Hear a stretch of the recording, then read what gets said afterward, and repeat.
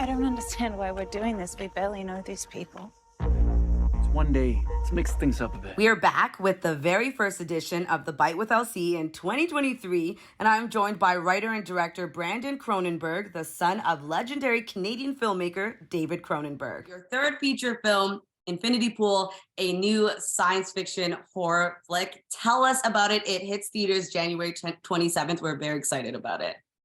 Oh, excellent. Yeah, it's something I've been working on for a number of years. It takes place in this fictional country where a bunch of people go to a weird resort and get into trouble. And I don't want to talk too much about the plot in case people haven't been following the trailer. It's sort of best to go into it blind, but it's a bit of a psychedelic science fiction horror film. It's pretty wild, to say the least, but I definitely understand why you don't want to give anything away. So what was your inspiration going to making this film?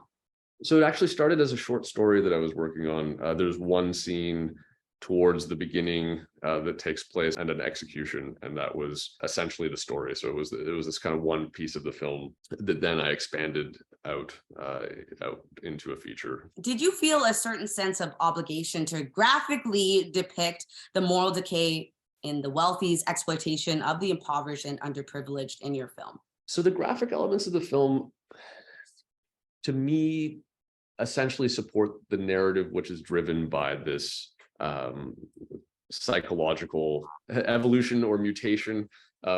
To a certain degree, the film's about characters who are operating in a context where they don't have conventional consequences, and so the sort of animalistic violence and carnality starts to bubble up from the surface. And because in a way it's a story about bland people in a bland context who are then becoming monstrous, that contrast I think was important to feel. I think if you show these things graphically, the audience has a visceral sense of what the characters are going through.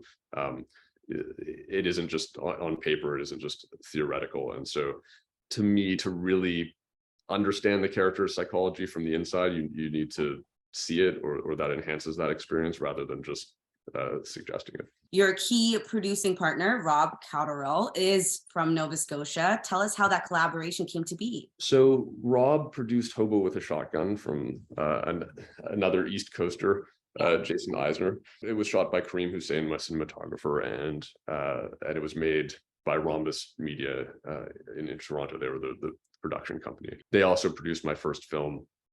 And so I met them through that. I basically was introduced to them and told, we can find you any number of people, but these are the really good people who you're going to end up wanting to work with. And I did, because they're all brilliant and we've become very good friends. Your film obviously has quite the star-studded cast: Alexander Skarsgård, Mia Goth, John Ralston. So tell us what it was like developing these characters with these actors. I mean, surprisingly easy, because they're such brilliant actors. They really made my job quite easy. I start by looking for performers who have whatever that hard to articulate wonderful thing is, where they just sort of sear through the screen. They're actors who I find to be constantly exciting and compelling, and over many years of watching them, they're always surprising me in these great ways. I like to just plug them into my characters and then create enough space for them to inject those characters with their own life. I'm obviously edit the film in my head as I'm shooting, and I still am looking to shape it to make sure it's going to work. But I also want them to kind of wake the characters up for me again after too many years of living with them. I want to be surprised by them, and so that's an easy thing for me for me to do, to essentially get out of their way when they're that good. You sort of want to get out of the way for the most part and let them really explore. Makes perfect sense. And you're extremely talented at what you do. You've proven that time and time again.